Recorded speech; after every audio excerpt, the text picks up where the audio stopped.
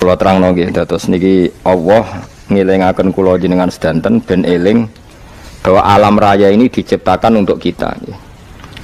Untuk kita ini macam-macam nggih. Misalnya kalau fisik Allah nggawe buah ya kita makan. Ini untuk kita yang kebutuhan dzahirah. Nggih kula baleni malih ya. Untuk kita itu kalau fisik misalnya ada buah kita makan terus kita kuat. Ada air kita minum terus kita kuat. Itu nikmat fisik yang dzahirah napa? Yang dzahirah. Ada nikmat batinah yaitu kepuasan mendapatkan ma'rifatullah. Aku ulang lagi, kepuasan mendapatkan apa? Ma'rifatullah. Itu nikmat batin. Baik yang terkait Allah maupun terkait logika-logika tasawuf. Terkait Allah misalnya gini, misalnya kula mikirnya. Kula nu bolak-balik matur niki berkali-kali di tempat ngaji ini. Mugi-mugi jenengan eling mboten gadah masalah ingatan ini eling-eling. Eling-eling tenan. Wong nak soleh, ya soleh, soleh. Cek soleh mulai cilik, cek soleh dadakan terus husnul khotimah. Pokoknya napa? Soleh. Niku nak mati, niku bumi ku nangis. Nangise bumi ku kekurangan utawi kalong wong sing sujud ning ndekne. Ya Allah Gusti, biasane wonten tiyang niku sujud teng nggen kula, dia berperilaku baik teng nggen kula, sakniki tiyang niku pun jenengan ambil, nangis bumi. Saniki sing urip karek bedua-bedua, damel narkoba, damel ngefly, damel macam-macam lah. Itu nangis bumi. Langit seweneng. Seweneng. Gusti matur nuwun Gusti, orang itu saya tunggu lama, sekarang sudah engkau angkat ke tempat kami. Maksudnya diangkat teng langit. Sing bumi nangis, sing langit napa? Seneng. Nah, kemudian kita berpikir begini, bumi kok iso nangis ku piye? Nah itu terserah sampean apa termasuk ulama zahir apa termasuk ulama batin. Kalau ulama zahir mengatakan bumi nangis itu mau kinayatun anil husni, pokoknya pantese bumi itu susah, wong kelangan putra terbaiknya. Tapi nak cara ulama-ulama hakikat yang mengenali sekali betapa kudrahnya Allah, betapa kudrahnya Allah itu tidak terbatas. Itu yang meyakini bumi nangis itu nangis tenan. Misalnya ngaten kula tak terangno malih ya. Kowe bayangno dadi Nabi Adam, ngrungokno nggih. Kowe bayangno dadi Nabi Adam. Nabi Adam tenan maksudnya. Terus Nabi Adam orang pertama dia tahu betul kalau dia dicipta dari bumi. Dan dia pula tahu betul, beliau tahu kalau dia bisa ngomong, bisa mikir, bisa macam-macam. Terus indukannya beliau itu bumi. Mesti pikiran Nabi Adam, jangan-jangan bumi ini juga bisa berpikir kayak saya. Ini kan materi saya, karena saya dari bumi ini bisa ngomong, bisa melihat macam-macam. Terus bedanya apa manusa mbek napa? Umpama kowe dadi nabi napa? Adam. Orang yang dekat sekali, qoribu ahdin, dekat sekali dengan kesaksian kudrah Allah. Gini ku dekne roh nak materine kok bumi dan dia orang pertama yang urung lali kamane.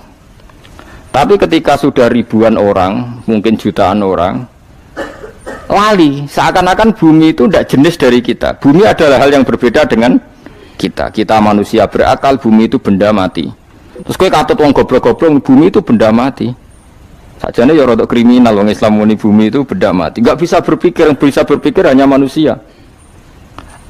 Itu kengawuran-kengawuran yang kita ciptakan sendiri, kita wariskan turun-temurun. Umpama kowe iku dadi ulama, ngomong ngono iku isin. Bumi kok nyekseni kue sujud, banyu nyekseni mbok pangan, mbok ombe kanggo sujud. Semua itu bersaksi tentang kita. Lah nek sampean tanglet kula, cara melogika gimana? Begini, tawari cara gampang-gampangan nggih. Tawarai tauhid sing kasyaf. Tauhid ini yang dawuh Sayyidina Ali lau kusifal khota'u mastatu yakinan. Umpama somben tutup-tutup iku dibuka, akulah imanku ora tambah mbek pangeran. Karena tren dunia dan akhirat sama. Zaman yang dunia ya Allah ala kulli saing kodin, kok zaman yang akhirat ya Allah ala kulli saing. Cara Sayyidina Ali, somben aku wis mati lah imanku ora tambah meskipun aku ora swarga neraka. Lah kena napa? Ndak padha wae ning dunia ya pertunjukan kudratullah, ning akhirat ya pertunjukan kudratullah. Jadi pikirannya Sayyidina Ali seperti itu. Saya kan lahir misalnya tahun 1970. Berarti mulai Nabi Adam itu saya kan nggak ada. Ngerti-ngerti ada. Saya mengira waktu zaman tidak ada itu panjang apa cepat? Cepat, karena kita tidak melalui itu, ujuk-ujuk wujud. Kadang kalau mati ya wedi kan. mau mati jebule kiamat 1 juta tahun kasih opo nang kuburan. Maksud di Khalillah lho. Makanya aku ya ora roh, tak tinggal turu sakmono kan yo nglilir. Nang nglilir terus nang ndi terus. Apa mlaku-mlaku nang donya apa piye nak turu ya kok ngani ngoyo turu kok ribuan tahun lintas. Terus ya apa jajal? Sampeyan tak takoki, misale sampeyan ning kuburan iku apa? Apa ngadepi muka nakil tukaran terus itu keselen tukaran kok napa ratusan ribu mungkin. Nah terus kita dilatih kata Sayyidina Ali gampang latihan seperti kata Sayyidina Ali apa gampang udah menjadi wong alim. Pada akhirnya kita ini aku zaman urip yo ora roh karepe ngerti-ngerti urip mati yo ora roh karepe pas mati sampean petangin dah yo ora roh karepe pokoke wa mata sauna illa ya syawah. Makanya masyhur itu dia ketemu orang ateis. Dia orang ateis itu anti Tuhan, anti Tuhan pokoknya. Dia ditanya, lalu kamu hidup itu karena siapa? Ya enggak tahu hidup. Lalu kamu mati yang menentukan siapa? Ya enggak tahu, kalau tahu mati. Ya berarti Anda enggak bisa menentukan diri kamu sendiri. Akhirnya dia taslim, ya ada yang menentukan. Lah ya ada yang menentukan itu dalam Islam disebut apa? Allah, disebut kalimatu haqqin alaiha nahya wa alaiha namut. Jadi kalau maknanya itu kalimat yang benar-benar nyata, yang karena kalimat itu pula kita mendapat kehidupan, yang karena kalimat itu pula kita mati, yang karena kalimat itu pula kita akan bangkit lagi. Itu yang makna hakikat. Tapi kalau makna syariat enggak begitu. Kalau makna syariat begini, dan ini benar juga. Mengenai kena ada di ulama, ciri utama ulama itu jami'ul bayan. Dia kalau menjelaskan itu indah sekali dan orang pasti taslim. Sampeyan saya tak warai tenan. Sampeyan kan biasa wiridan la ilaha illallah kan biasa, mulai mimpin tahlil sampai kepeksa mergo do tahlil melok, sampai sing darani bid'ah akhirnya ya melok tanggane napa? Tahlil. Semoga wal. Kata Ibnul Qayyim Al-Jauziyah dalam kitab Zadul Ma'ad. Kitab Zadul Ma'ad itu kitab kesayangannya Sayyid Abdul Haddad. Sayyid Abdul Haddad itu pengarang kitab Zadul Ma'ad. Padahal kitab ini dikarang oleh muridnya Ibnu Taimiyah. Abdul Haddad itu gak seneng Ibnu Taimiyah tapi seneng muridnya. Jadi di sini ulama ya demokratis. Gak seneng gurunya tapi seneng. Saja nih Ibnu Taimiyah itu orang baik. Ya ulama top ya baik, ya waras top. Tapi ngerti-ngerti Wahabi itu identik dengan Ibnu Taimiyah. Akhirnya ulama ahli sunnah penyebut itu terus isin. Mulane kiai-kiai ra ono sing dalil kok Ibnu Taimiyah mergo dicap Wahabi. Padahal Ibnu Taimiyah wong alim. Di kitab-kitab kita termasuk Syekh Muhammad Piyambak nanya Ibnu Taimiyah qala Syekhul Islam no qala. Tapi kan ini sudah milik Wahabi sehingga kita ini terus akhirnya gak gelem nyebut. Ya jadi kitab koyo dalil fastabiqul khairat iki apa par iki dadi dalil yo dhewe-dhewe. Wah parah tenan wong-wong. Dulu saya melihat orang enggak kunut itu ya biasa. Mergo saya sebagai wong alim ngerti iku madzhab Abu Hanifah. Saiki nek ora kunut Muhammadiyah.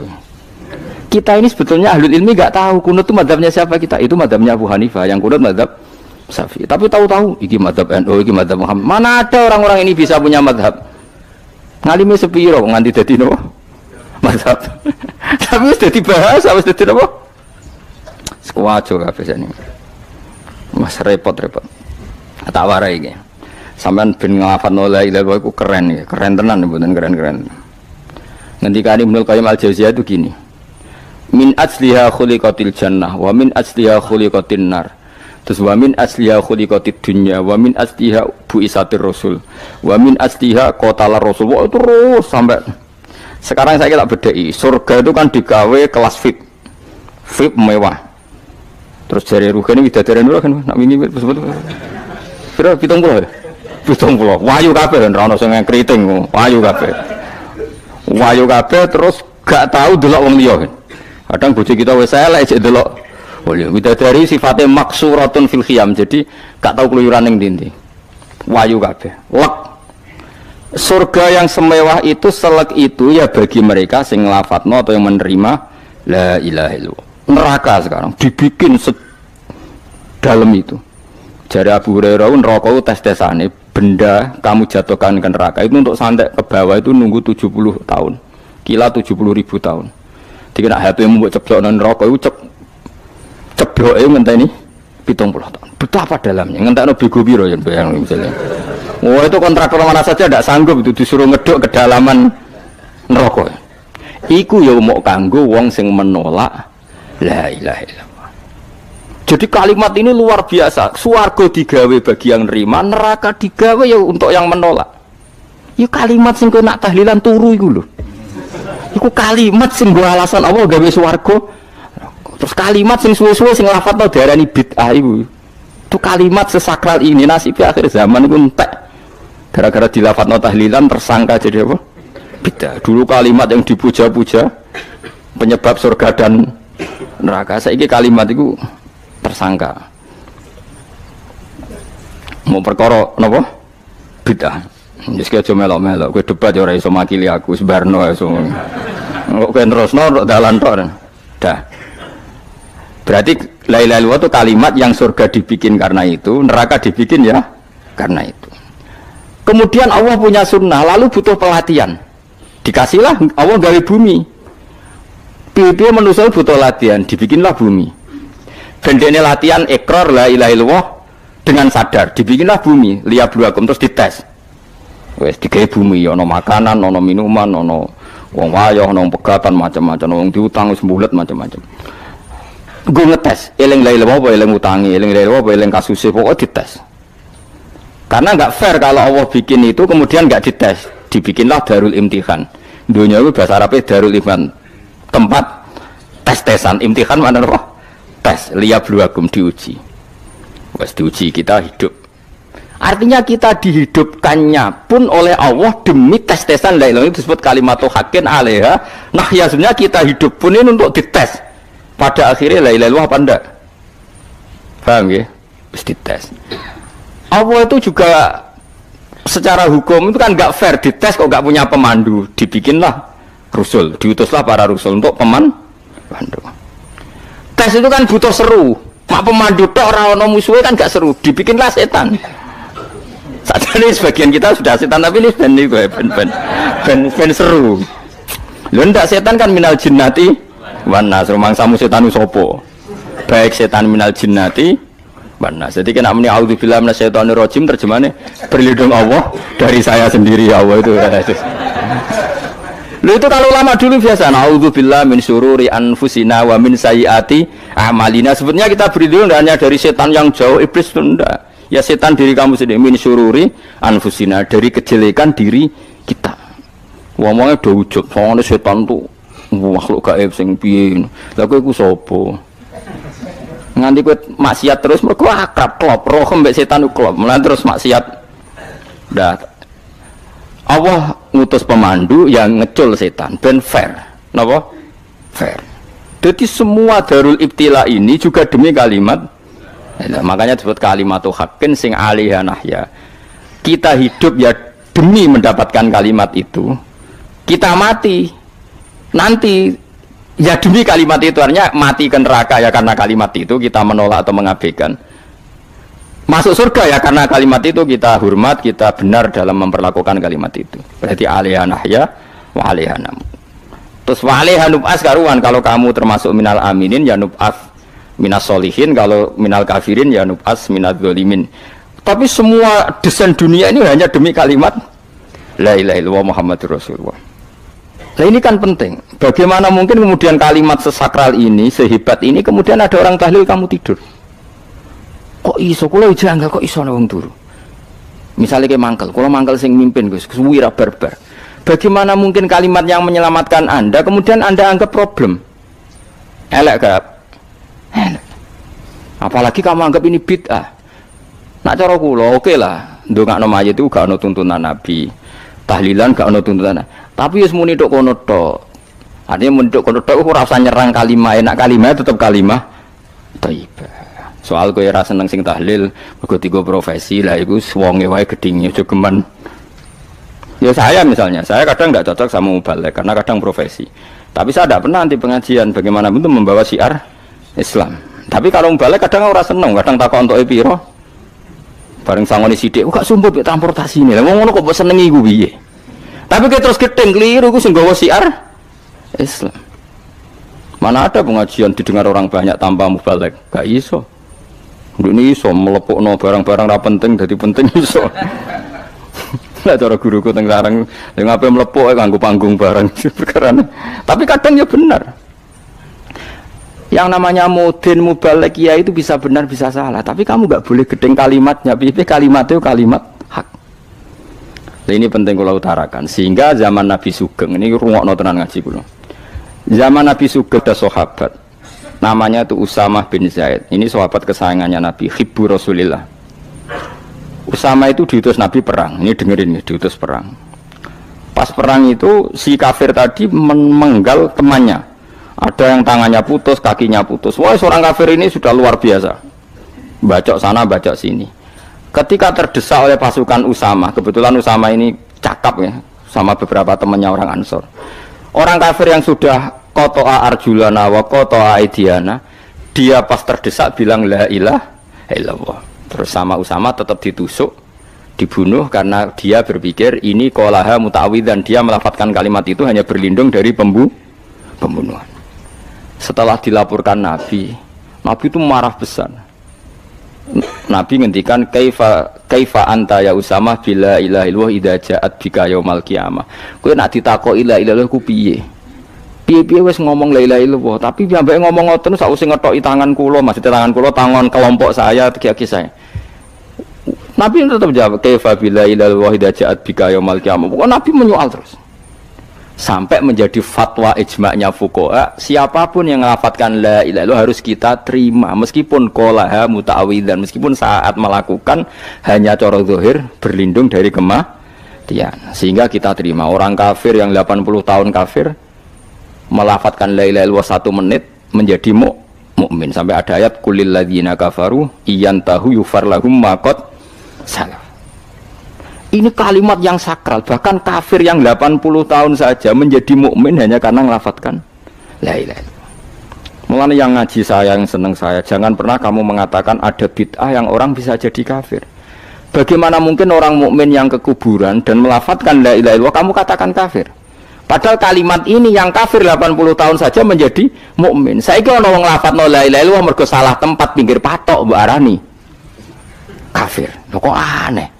Mungkin kafir 80 tahun udah di mukmin iki gara-gara ngafalno la ilaha illallah dadi kafir. Mergo mau salah tempat ning pinggir apa? Patok. Boyo ora cocok muni nganggur, wong sering ziarah ku nganggur. Nyatane ya tenan. Cara dekne pegawai negeri ora sering ziarah. Nah iku tapi ora usah muni kafir, muni kafir gak mungkin lah. Coba kalimat ini itu orang kafir yang 80 tahun menjadi apa coba dengan melafatkan kalimat ini? Mukmin kan? Berarti kalimat ini adalah kalimat penghilang kekafiran. Lalu karena dilafatkan secara salah dianggap kafir. Hanya karena bid'ah itu tidak mungkin. Makanya sebetulnya Wahabi yang alim-alim itu tidak berpendapat demikian. Saya punya beberapa referensi Wahabi yang alim itu tidak pernah mengkafir-kafirkan orang karena perdebatannya seperti itu. Tapi saat ini wis kuwajo. Sebenarnya kalau orang alim itu ya mirip-mirip, entah Wahabi entah tidak mirip-mirip. Karena kalimat tadi. Wahabi itu kitab terbesarnya itu Ibnu Taimiyah. Ibnu Taimiyah itu punya murid Ibnu Qayyim Al-Jauziyah. Itu sampai sekarang saya lihat di fatwanya Ibnu Taimiyah itu begitu hormat sama orang-orang kita ini sama. Tapi tahu-tahu lewat penyaduran sana sini terus menjadi kacau. Jadi kalau balik ini malah sampai nak kepengen dua nikmat batinah seperti tadi yang saya utarakan. Swarga dicipta sedemikian mewah ya demi yang menerima la ilaha illallah. Terus neraka dibikin se ekstrim itu juga bagi yang nolak. Kemudian dibikin daru pelatihan yaitu dunia ya karena kalimat berarti kalimat ini luar biasa. Wa biha qamatis samawati wal ardu. Kalimat ini pulang menjadikan langit bumi berdiri. Lalu sekarang kita bisa ngomong, bisa berpikir, bisa ngadekno BPKB macam-macam. Itu karena kita sendiri apa karena kudratullah? Saya tanya. Karena kudratullah. Kalau karena kudratullah, apa susahnya Allah bikin kemampuan tanah ini nangis, tanah ini susah. Wong podo-podo kowe iso nangis, iso mikir ya mergo kudratullah, ndak karena kamu. Harusnya ya sama, bumi-bumi ini bisa menangis juga karena kudratullah. Makanya bumi ini menangis ketika enggak ada orang yang sujud. Iku ya mungkin. Wong zaman kowe iso nangis ya krana kudratullah, mestine bumi yang kamu katakan benda mati, hakikatnya dengan kudratullah juga sama dengan kita. Mulane tenggene kitab Al-Husunul Hamidiyah, kula ngrasa utang tenan mbek kitab niku. Dulu saya ngaji 2 tahun kitab Al-Husun. Kitabnya kecil tapi saya ngaji itu 2 tahun. Berkali-kali saya ulang. Itu beliau cerita gini. Dia yang ngarang itu orang alim, kebetulan dia orang India. Memang kelebihannya kitab dikarang orang Arab itu luweh bulet. Wong Arab kan semuanya Islam, karangannya itu standar. Ini dikarang wong India. Di Tonggo Blodor, di masjidnya, dikarang ulama yang masyarakatnya itu udah karu-karuan. Beliau cerita itu gini, manusia itu punya satu kebodohan, di mana kebodohan itu disebabkan oleh robtul asbab al-adiyah, mengkaitkan sebab sing biasa-biasa. Misalnya gini, sama saya kita omongi, misalnya ada orang bilang gini, batu ini nanti itu menjadi ayam. Orang bilang mukhal apa enggak? Enggak, jawab saja. Mukhal. Kenapa bilang mukhal? Karena dikira enggak bisa kan? Enggak, jawab saja. Jawab satu-satu.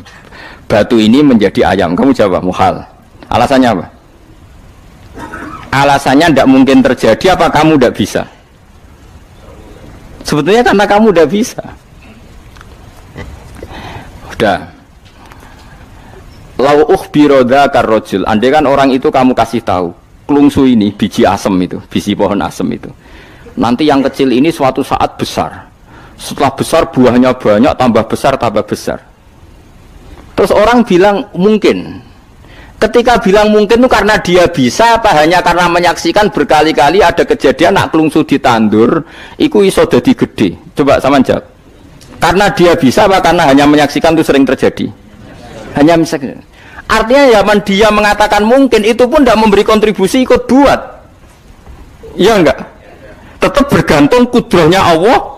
Dia hanya bilang mungkin karena sering melihat. Sebenarnya dia enggak sama sekali memberi kontribusi. Lha darani mungkin ya ora urun. Paham ya?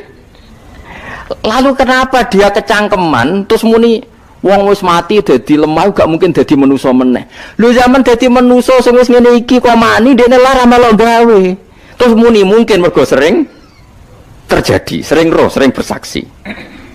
Berarti sebetulnya manusia itu pakai ukuran dia mampu tidak mampu apa pakai ukuran bersaksi melihat. Bersaksi. Nah ini kan problem kita sebagai manusia itu problem. Mulane disebut wa kanal insanu dzaluman jahula wis goblok aja-aja. Mergo manusia itu nak wis goblok aja-aja. Makanya saya kemarin diminta ngisi di pondok kajen. Kalau sampean berdebat sama orang ateis atau orang komunis itu gampang saja. Dilatih begini seperti teorinya Quran.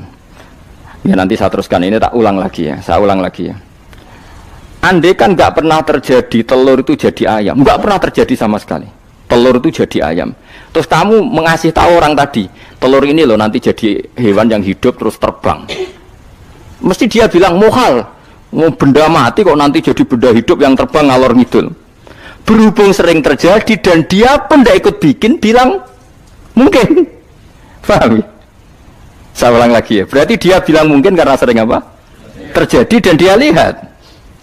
Andai kan pertama kali nggak ada telur sama sekali yang jadi ayam, terus pengalaman pertama di dunia belum pernah terjadi. Kamu kasih tahu telur ini nanti jadi ayam terus terbang. Orang ini bilang mukhal enggak? Mukhal. Berhubung sering terjadi bilang enggak? Nah berarti kita nanti bangkit dari kubur gampang saja bagi Allah. Cuma belum pernah terjadi kamu mengatakan mukhal. Nah makanya otak kita harus dibenahi. Makanya jogeman percaya ambek yang pernah kita lihat, yang sering kita lihat. Percayalah dengan akal, tapi akal waras deh. Karena waras itu serempet tatanannya wangil. Makanya Islam itu melatih. Kul falillahil hujjatul balighah. Misalnya begini ya, dulu kalau Gerwani atau PKI atau siapa sajalah, itu kalau melatih anak-anak TK, makanya seorang ulama harus punya kecakapan penjelasan ibanatul ahkam. Itu anak-anak kecil dilatih. Anak-anak kamu terpejam, mintalah manisan sama Allah. Ya Allah saya minta manisan, saya minta permen. Terus disuruh buka, dapat enggak anak-anak? Enggak dapat bu. Wah berarti Allah enggak ada. Sekarang minta sama bu guru. Bu guru kami minta permen dikasih. Berarti yang ada bu guru bukan Tuhan gitu. Akhirnya jadi gerakan ateisme. Nah sebetulnya untuk melawan gerakan itu kita harus melatih begini misalnya gini. Saya itu pernah ketemu sama orang yang berpikiran komunis. Oh komunis juga. Dia nantang saya gini, Pak, pokoknya saya tidak bisa nerima konsep Tuhan sebelum Anda bisa menjelaskan kenapa ada Tuhan. Jadi, bocah kok elek ini. Nah, aku ngerti aja, sak cerdas ini tetap cerdas aku yakin tetap cerdas aku. Rasanya selain raine seram meyakinkan, tapi pikir tetap cerdas. Kulo itu kan wong Quran nggih, artinya punya pikiran panjang. Mungkin di antara orang Islam kita ini tidak punya kecakapan menjelaskan. Tapi kalau orang sering baca Quran, apalagi dia ngaji tafsir ya, yang waras maksudnya waras lah. Terus rapati seneng duit, barang ini penting ya. Kalau seneng duit, mari goblok. Yakin ulama seneng duit, mari goblok, tak jamin. Umpama alim wis kelas B, kelas C gak bisa, tahqiq gak bisa. Kalau tahu kandhani kanca kula riyen ambek jenengan udah bisa kaca akeh. Lah kena apa? Cok seneng duit, Bro. Duit itu masalah bagi ulama. Orang duit lebih masalah kan ya. Maksudnya rasa senang tapi ojo terus gak duit. Sekarang saya tanya, Quran itu melatih kita gini. Quran itu sederhana kalau ngelatih tauhid. Tapi orang pasti ingat. Kata Allah gini, nggak apa-apa, saya tidak Tuhan, nggak apa-apa. Kamu yang Tuhan. Tapi buktikan kalau kamu Tuhan. Caranya gini. Am khalaqus samawati wal ardi. Ya nggak apa-apa, kamu yang Tuhan nggak apa-apa. Tapi buktikan kalau kamu menciptakan langit, bumi. Mereka pasti ikrar, ya tidak mungkin saya menciptakan bumi, saya lahir sudah ada bumi. Yesus lahir sudah ada bumi, nggak mungkin Tuhan. Terus Tuhan membuat pertanyaan kedua, am khuliqu min ghairi syai'in. Ya sudah, kalau saya tidak Tuhan, lalu nggak ada Tuhan, berarti alam raya ini tercipta oleh sesuatu yang nggak ada. Aneh nggak? Misalnya sebelum alam raya ini nggak ada Tuhan. Berarti sebelum alam raya ini kan adanya nihilisme, sesuatu yang nggak ada. Kemudian sesuatu yang nggak ada ini menjadi penyebab sesuatu yang ada. Aneh nggak? Menurut aneh, sesuatu yang nggak ada itu mestinya kan nggak bisa ngelabeti, nggak bisa berfungsi, nggak bisa ada gunanya. Mau jenenge raono itu ya marai popo, mau raono kok jadi sebab. Sesuatu yang menjadi sebab itu yang wujud apa yang nggak ada?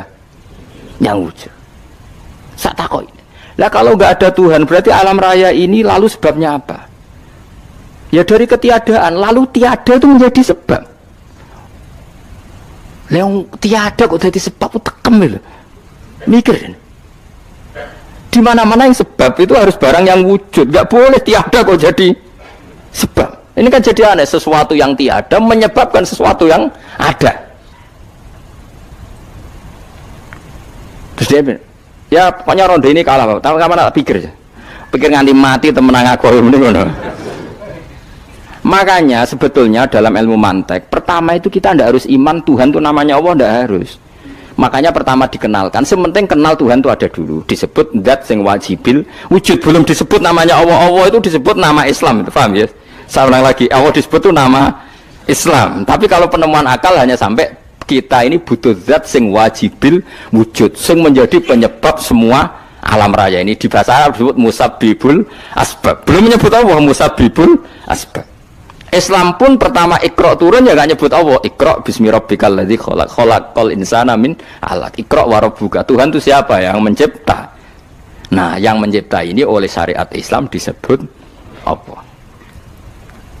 Tapi dalam logika yang penting kowe kenal sik ono musabbibil asbab. Pastikan bahwa alam raya ini yang wujud pasti disebabkan sesuatu yang ada.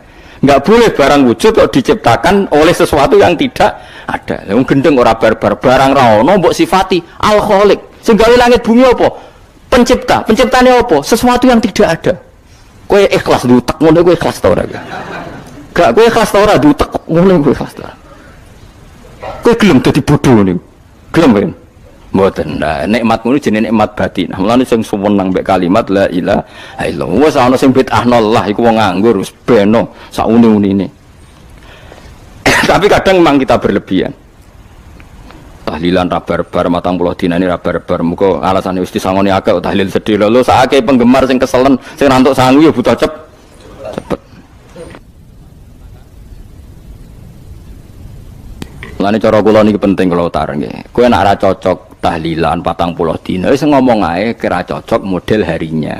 Tapi ki aja menolak kalimat la ilaha illallah iku disifati Kanjeng Nabi kalimat thayyibat. Wong Nabi wis nyifati thayyibah, kalimat yang suci kok nyifati bid. Soal kira cocok wong sebut. Misalnya kamu bilang saja wong mati wis sangu amale lha apa didongakno barang. Nek kowe pengen ndonga ora usah ndonga. Wis ora usah biasa wae. Kula lah mbok dongakno ya ora seneng. Gak meyakinkan. Karo dene mlebu swarga butuh dongamu ora ono swarga fadhole pangeran apa butuh ngono barang. Ya tapi kowe donga aku ya seneng. Senenge ya semau lah timbang nyanyi-nyanyi rame-rame sadok donga. Mbok mandi mbok ora pokoke donga. Saya ulang lagi ya. Makanya Quran itu melatih logika sampai seperti itu. Am khalaqus samawati wal ard bal la yuqinun. Sampai terus diulang-ulang. Am khuliqu min ghairi syai'in. Kalau mereka merasa Tuhan enggak apa-apa, tapi buktikan mereka ini wujud sendiri tanpa sebab. Atau begini, kalau mereka tidak tahu sebab pencipta langit bumi, mereka sendiri suruh yakin kalau mereka adalah penciptanya. Am humul khaliqun, enggak apa-apa. Ya tapi masih Abu Jahal gendeng lah, masih Abu Lahab ngawur lah, nak takoki, ya wes pangeran kowe wae sing gawe langit bumi. Penggemarnya saja pasti tertawa. Mosok Abu Lahab darane pencipta langit bumi, wong lahire wae ning bumi. Tapi Quran oleh ngejawab am khalaqus samawati wal ardo. Apakah mereka menciptakan langit bumi? Bala yuqinun, mereka pun tidak pernah yakin. Jadi itu pangeran. Makanya di mana-mana orang alim itu suka debat. Karena pangeran sendiri kalau menjelaskan kebenaran seringnya juga nantang debat. Kata Allah, Qul ara'aytum ma tad'una min dunillah aruni madza khalaqu minal ardi am lahum syirkun fis samawat. Enggak apa-apa mereka Tuhan kata Allah, tapi buktikan zaman langit diciptakan mereka memberi kontribusi apa? Apa urun bego, apa urun cagak, apa piye lah pas aku gawe langit iku dekne urun apa jare am lahum syirkun fis samawat. Misale urun apa lah? Urun tol ta urun apa lah. Itu pangeran. Mereka kan pasti menjawab enggak. Terus itu nih kita bimbing qobliyada. Kalau kamu nggak percaya Quran sebagai kitab, nggak apa-apa. Tapi buktikan kamu punya kitab tandingan. Nggak, mereka nggak punya juga. Atau gini, nggak usah Quran, ke sakralan. Au atharotim min ilmin, atau kajian ilmiah yang membuktikan bahwa Yesus itu Tuhan, atau yang membuktikan bahwa berhala itu Tuhan. In kuntum shodiqin, nggak apa-apa. Kalau kamu benar buktikan. Nah itu makanya semua nabi itu punya kecerdasan. Karena tadi nabi kadung nantang itu nih kita bimbing qobliyada. Au atharatim min ilmin in kuntum shadiqin. Tapi sekarang orang alim soleh itu jarang. Sing ngono anggere wong soleh rapati ngalim, anggere sing alim biasanya rapati soleh. Lah kula termasuk rontok-rontok ya isih rontok soleh ya rontok, tapi lumayan masih menjaga hujjatullah tadi. Sebab itu ulama dulu mengajarkan Allah itu siapa? Disifati zat sing wajibil wujud. Karena alam ini kadung ada. Kalau alam ini kadung ada, pasti penyebabnya sesuatu yang wujud.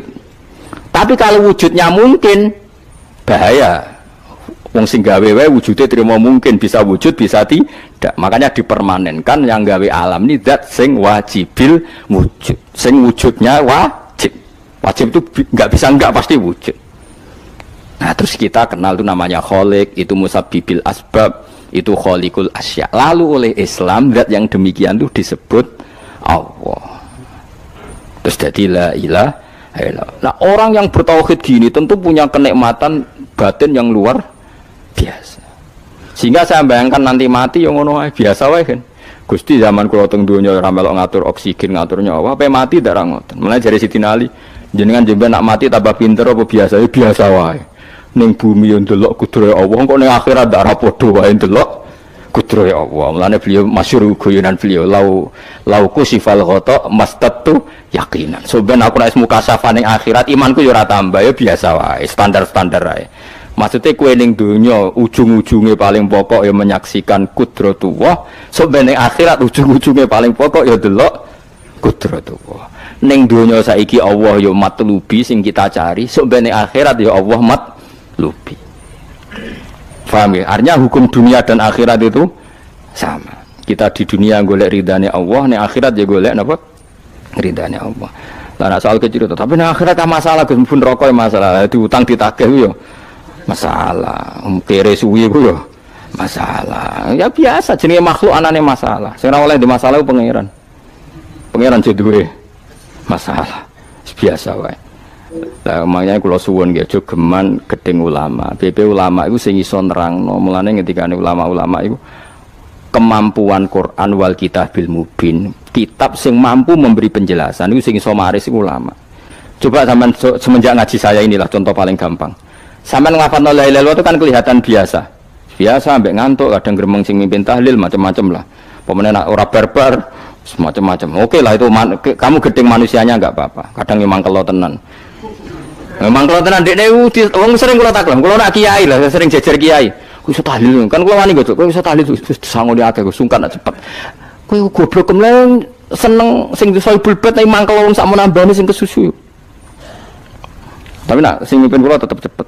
Sing ngundang lah masuk sangane akhirnya tetep aku tetep cepet. Kok boten nami tetep mandiin aku. Malah aku nak suwi malah ra mandi ya. Jadi di daerah saya itu ada mitos. Sampeyan ngerti Istanbul, Quran kecil itu, sing jarine jimat itu. Tapi jarine saiki diproduk teng Kudus kathah 20.000 regane. Jadi di Kliwon itu regane pinten? 20.000 digawe koyo kuno ngono kan. Tapi mau 20.000, ora sing asli. Nah itu sebenarnya yang asli itu hanya 5 atau 9 itu sing gawe niku jenenge Kaisar Bini yang terkenal jadul. Itu sing asli. Ya tapi anggere wong yang klaim asli ya karek maklare lah. Tapi jelas itu dicetak masal teng Kudus 20.000. Teng pasar Kliwon teng kathah lah teng pundi-pundi kathah. Oh. Wong kanca kula dagangan Istanbul nak kulak sak-sak. Sak-sak tenan niku. Tak takon pas. Tapi nak ngetul sitok-sitok, orang kerja agar wong tak kei ngono, kurang ajar tenan aja. Nah itu ceritanya itu dia tuh terkenal jaduk. Singkat cerita diundang tahlil orang mati. Ya kayak Mbah Khalil Bangkalan itu kan orang-orang keramat. Bilang gini. Ya cung ya ngundang aku akeh cung ya bismillahirrahmanirrahim wis bapak-bapakmu di sepuro pangeran. Mulai. Yang punya rumah itu mangkelnya bukan main karena wis disembelihno sapi. Dikira kalau disembelihno sapi kan tahlile gayeng suwi. Lama-lama gremengnya tuan rumah ini si kiai tadi dengar. Terus balik nah, ya ngene cung. Kon buktekno nak tahlilku banding wek sapi ini. Kon ngetok wit klopo lho kon ngetok. Ketok kon gawe timbangan. Sing sitok kon nyancangi sapi urip kubudi. Sing sitok kon ngosong lho. Mengape digo apa? Timbangan wit klopo, ketok digo timbangan. Disakseni wong akeh, malane terus Istanbul keramat tuh, saking wong akeh. Dekne muni bis wis jompat sing sapi kalah. Lho bis tok jompat mau bismillahirrahmanirrahim. Saking keramate muni bis wis jompat. Akhirnya mbah mun tas, mun tekap. Semenjak iku dekne anggere diundang tahlil bismillahirrahmanirrahim wis ra gremeng wis iku wis beda. Ayo ono wong keramat. Iku wong iku sing tinggi besar video sing gawe Istanbul. Ya anak putune kathah kula sing kendal nggih kathah sing nggih do rata-rata nggih penggemar kula saniki. Tapi kula ra iso ke Istanbul. Kula ndonga mbek pangeran niku gadah keramat itu keramat terangno hujjatullah. Yaitu tadi logikanya Quran. Makanya sebetulnya Quran itu pertama ngajarkan kita, enggak apa-apa mereka ngaku Tuhan. Tapi kita cek apa mereka menciptakan langit bumi. Ketika ditanya mereka bilang enggak juga. Ya sudah berarti kita ada ini tanpa sebab. Am khuliqu min ghairi syai'in, kita diciptakan tanpa sebab. Aneh juga secara akal kan, masa kita yang ada disebabkan oleh sesuatu yang tidak ada. Akhirnya kita temukan penyebab itu bernama musabbibil asbab atau wajibil wujud. Lah yang itu oleh Islam disebut Allah.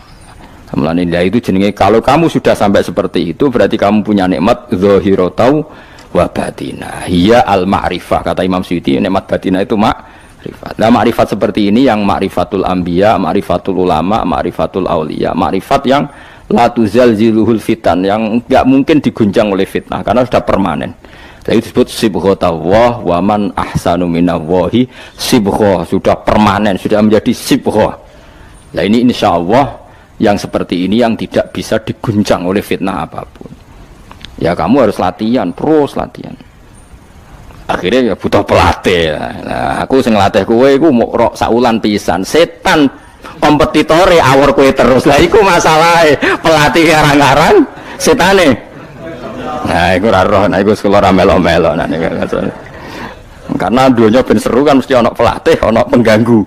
Lah pelatih saulan pisan penggangune aja. Tapi sekali yakin inna kaidah syaitani kana napa dhaifa. Sekali yakin wae kerja al haqqu wa zaqal batil. Wis masuk awar bedino piye barang batil tetep zaqal haqq napa ja al haqqu wa zaqal batil. Wis yakin ya yakin ainul yakin. Mane kok kandhani setan. Wis ki awar aku telus gak ngarah bisa ngalahno barang hak. Kandhani ngono. Kok setan wis ra ngantil. Ya kok setan napa kandhani. Jadi sebetulnya ini pentingnya ulama. Jadi jangan kira tradisi ulama itu kayak dibayangkan para peneliti. Peneliti rata-rata orang kampus. Kadang-kadang penelitinya ndak ulama. Raro rasane dadi ulama. Sebenarnya kalau di kalangan ulama biasa, misalnya Said Abdul Haddad itu termasuk Qutbul Irsyad. Beliau biasa saja baca kitab Ibnul Qayyim, padahal muridnya Ibnu Taimiyah. Dulu ulama itu ya biasa saja. Saya ya berkali-kali tidak kunut, tapi bukan karena apa-apa. Ya Abu Hanifah ya nggak kunut, ya biasa saja. Mertua mbahnya istri saya itu, keluarga sebelah kiri itu kalau sholat kunut terus sampai kabundut. Ya biasa saja ada mazhabnya. Karena kunut nazilah itu karena ada masalah. Zaman akhir masalah, makanya beliau kunut. Terus nggak apa-apa, itu ya nggak masalah. Yang masalah aku ilmunya kurang terus kecangkeman itu masalah. Wes kena kurang paham. Saya pernah ya ngaji begini di mana-mana ya. Dulu saya masih ingat sholat jenazah itu pasti di depan. Terus sama lihat nanti di kitab Mahali. Kenapa sholat jenazah harus di depan? Ya karena memang mulai dulu yang namanya sholat jenazah itu di depan, mayitnya di depan. Tapi mulai dulu zaman Imam Nawawi yang terkenal yang ngarang kitab Majmu', ngarang Minhajul Thalibin itu bilang, sebetulnya ada kaul yang mengatakan jenazah itu boleh di belakang. Piye-piye gak imam. Kok wajib kok ngarep bangun imam tapi. Masuk akal loh. Masuk akal, tapi aja praktek. Ya mau kowe ngomong masuk akal, tapi masuk akal ora imam kok wajib kok ngarep. Coba alasannya apa? Kok iso wajib udah kok ngarep ora? Nah sekarang terbukti di Arab Saudi. Di Arab Saudi era dulu itu setiap jenazah itu kalau sholat diletakkan di depan, dekat Ka'bah. Singkat cerita tahun 84 atau berapa, ternyata itu senjata laras panjang. Jadi senjata laras panjang dibungkus pura-pura apa? Jenazah. Setelah di depan ternyata senjata, terus dipakai pembantian. Tapi ya akhirnya nggak banyak korbannya, memang dilindungi Allah. Semenjak itu trauma. Sekarang tuh sampean kalau sekarang haji atau umroh kan tiap ba'dal maktubah kan dari sholat jenazah, itu jenazahnya di kamar jenazah, nggak di depan. Artinya kan di belakang musolli apa? Di belakang yang sholat. Nah ini alhamdulillah itu zaman Imam Nawawi termasuk sudah mendiskusikan itu. Ada kemungkinan yang kita sholat itu di belakang kita. Nah, kalau di Arab Saudi semuanya dipaksa di depan, wong kaji rasido kaji. Semati wakil mendak kok ngarep ya. Gak sido tawaf wong. Kebeken jenazah. Lah Indonesia tok nak kaji mati piro saja. Kabeh ditakok ngarep. Ini pentingnya ulama. Dulu biasa ulama meskipun kita di Indonesia ra perlu maratekno ngono. Kita takobala wa minna minkum takobal. Loh karena saya pernah ngalami di kampung saya itu kan biasa kalau mayat itu kan ndase enggak lor, sikile ning kidul. Madhep kiblat. Mbaknya gitu lah orang madhep kiblat, pokoknya sirahe ning lor, sikile nang gitu. Oh itu sudah berpuluh-puluh tahun, mungkin ratusan tahun sudah. Kemudian lala itu ada kejadian satu tamu itu berkeyakinan sirahe ning kidul. Di sini kan ada mazhab sebagian sirahe ning kidul, sikile ning lor. Kebetulan tamu itu keluargane. Akhirnya walhasil yuk mindah, yuk muter. Lah tonggo-tonggo kan mudine barang rawani. Serawani. Terus takok aku, Gus ini cara jenengan sepundi. Ya nanti bakal kon muter dhewe. Wong iki nekat ngamuk, wis ngamuk. Sesuk jare wong-wong. Ya mau keputusan tertinggi ning Gus Pak dawuh piye jare mudine. Tak omong ngene wong.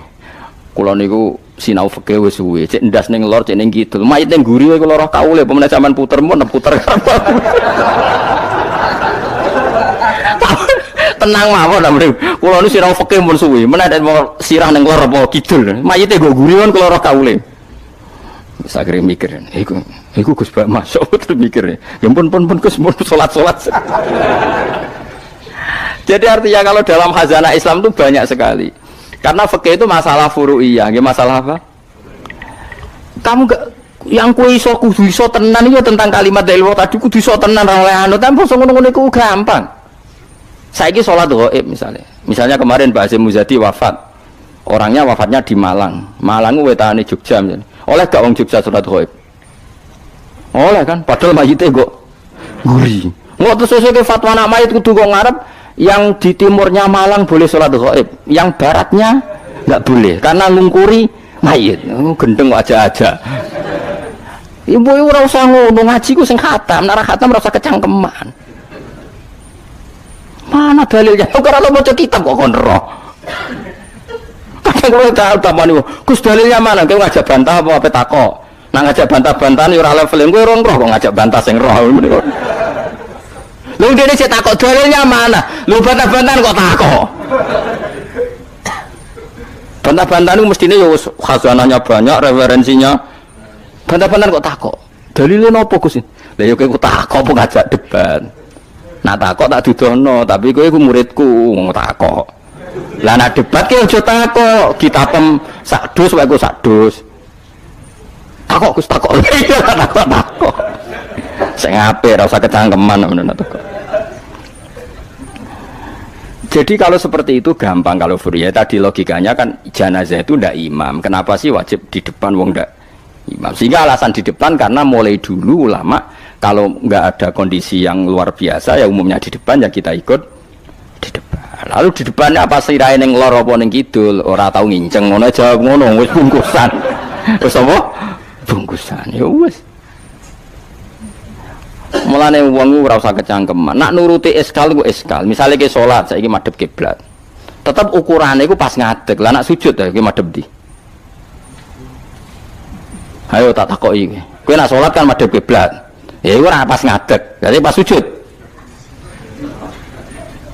Yo umume wong madhep kiblat tapi istilahnya ngono ya madhep kiblat. Ora kok kowe gak arang fikih ngene. Salat itu wajib madhep kiblat, nak ngadeg, nak rukuk madhep bumi, nak sujud ora ono fikih ngono iku. Wong kok elek ngono, cangkem kok elek ngono. Ya ora usah ngono umume wong muni madhep kiblat ya muni madhep. Kowe ora usah kecangkeman gawe sarah. Madhep kiblat itu nak ngadeg, nak rukuk. Geneman ngono. Mane sing apik, dadi ulama ku sing apik. Ilmune akeh tapi biasa wae. Enggak kula biasa mbek wong. Kula biasa. Kula nek jejeroken wong ora ngerti sing ulama enti ora. Lah wingi ki akad Khalil Habib Anis kula jak akad-akad teng mriku. Ya wong ora ro bedane ndi sing Gus Bayu kan padha wae. Tendangi wong wis padha wae. Ulama ketara nang anak wis ngomong hukum lagi ketara. Malah kadang sing ora ulama lebih meyakinkan. Nah, tapi yang berangkat teman kok koyo mikir hukum berat.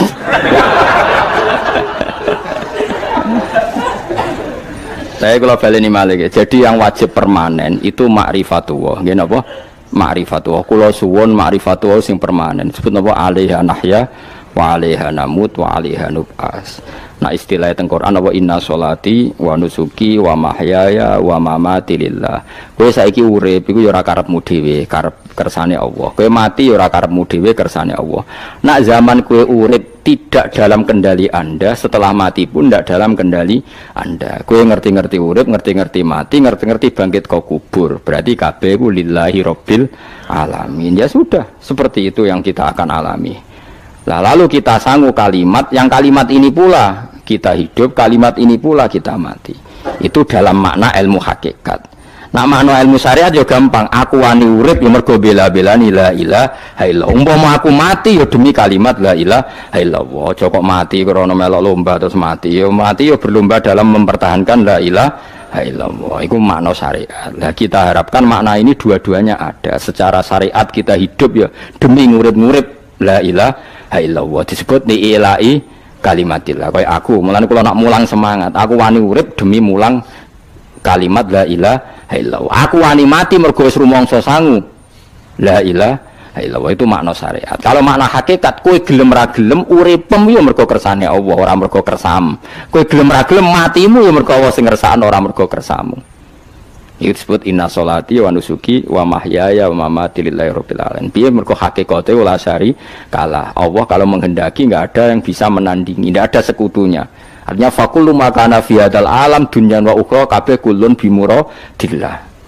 Nah itu yang makna hakikat. Nah tapi kan enggak masalah kita punya ilmu syariat juga punya ilmu hakikat, enggak masalah. Umat ini cukup bisa menampung ilmu syariat dan hakikat. Problemnya di zaman akhir ana wong sing sok hakikat.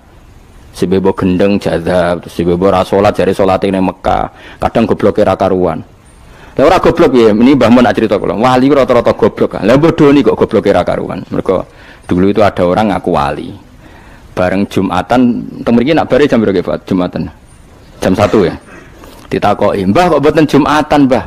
Wis Jumatan ning Mekah, jeng goblok ora karuan. Ning Mekah iki jam 10, apa Jumatan mbek sapa? Itu kan ketok goblok e. Wong ra Jumatan jam 1 jare muni bar Jumatan ning Mekah. Ning Mekah ku kacak 4 jam. Berarti jam piro ning Mekah? jam 10 sudah 100 burung. Mesti ini adekne bodoni mending engko aku Jumatan ning Mekah iku rodok pinter. Oleh meneh wis. Lah ya Mekah be Indonesia terpaut pinten? 4 jam. Dadi mbak kok mboten Jumatan. Aku wis Jumatan ning Mekah. Wis. Ning Mekah jam 10. Mulane wali ku tes, anggere aneh-aneh ku tes. Engko ketok gobloke. Sing wali amatir-amatir sing ngaku-ngaku tok. Nak wong alim kan kekasih pangeran, tapi biasanya rapati keramat, tapi para pangeran. Ngono adu pasot menawa wong alim kang tuntas kan. Adu pasot, tapi ora usah dijajal. Ngono tuntas tenan malah repot.